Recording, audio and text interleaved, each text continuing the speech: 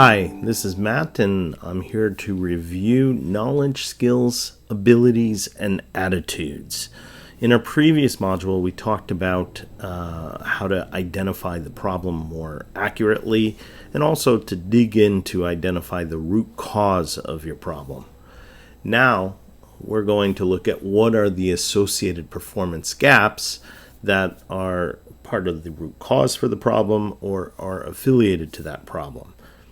To do that, we're going to look at what have traditionally been called knowledge, skills, abilities, and sometimes they're called attitudes or behaviors, but you can call them whatever flavor you want. Knowledge is something that one remembers. It's policies, it's procedures, it's concepts, it's ideas.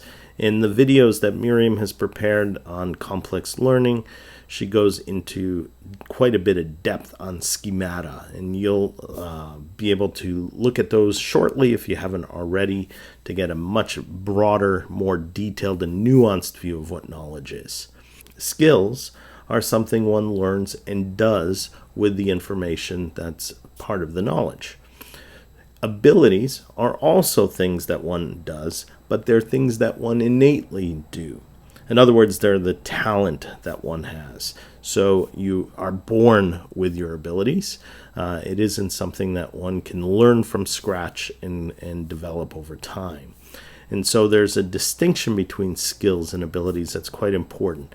Skills are things that you can learn and get better at and get significantly better at.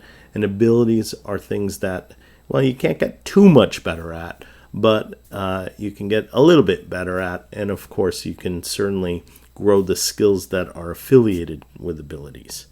Attitudes are your mindset, your motivation, your values, your beliefs associated with a specific activity on the job.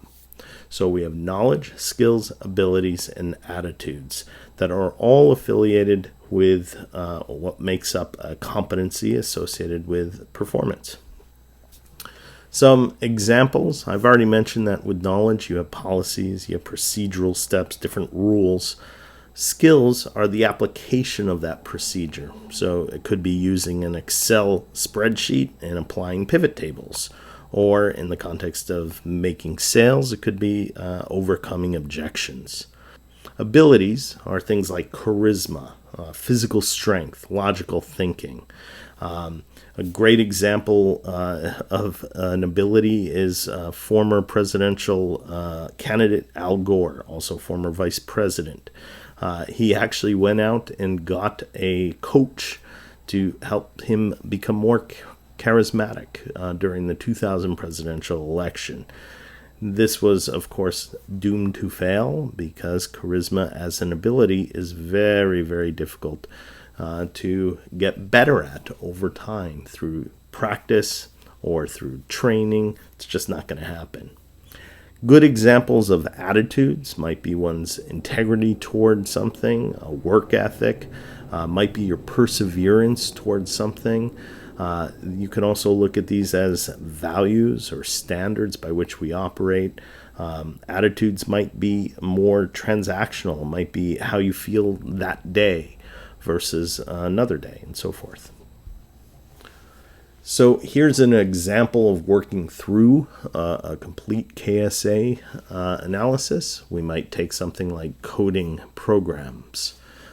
And if there's a performance gap, in other words, the individual isn't coding to proper standards, we need to break down the activity and understand what knowledge, what policies, procedures, processes, rules are associated with coding this specific type of program.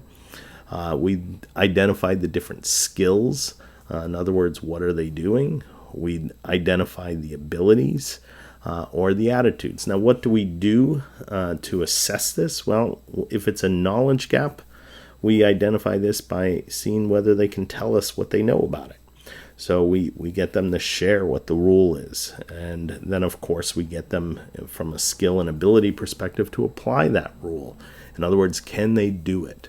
From an attitudinal standpoint, we can assess through observation, discussion, debriefing, and so forth. Specific examples, so knowledge in this context might be the programming rules. The skill might be writing the code literally.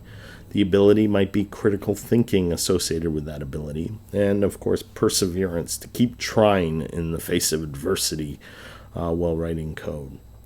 From an intervention standpoint, if it's a knowledge gap, give them a job aid, give them the resource, give them a book, a video, podcast, etc.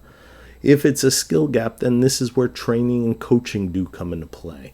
So if you notice, though, this is the only time where training and coaching might apply. So we use training and coaching to help close those gaps around skills. If it's an ability gap, we work to change the task or change the job. In other words, we reallocate what the expectation is, because ability gaps are going to be hard to close. So you might have to change the parameter for the job or reallocate the person to a different job or a different function. If it's an attitudinal gap, this is where coaching can come into play again.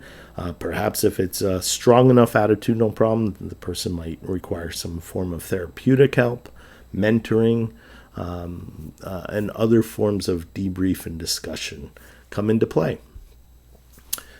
We do have several videos in the program on this derivative of Tom Gilbert's 6 boxes. We've condensed it to 4 to make it a little bit easier, but just the headline for this, and I'd urge you to watch the videos on this, there are several buckets that we can use to both from an analytic perspective to identify where the specific gap is, whether it's knowledge, skills, abilities, attitudes, or we can look environmentally where there are gaps, and we can help replace those in the environment.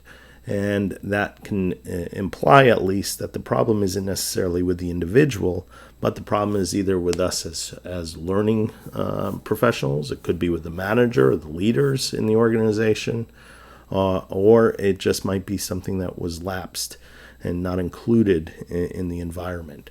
So this is a great checklist to use to help identify where the gaps are and determine whether it truly is a learning problem or if it's some other issue environmentally that we can solve in a non-learning fashion.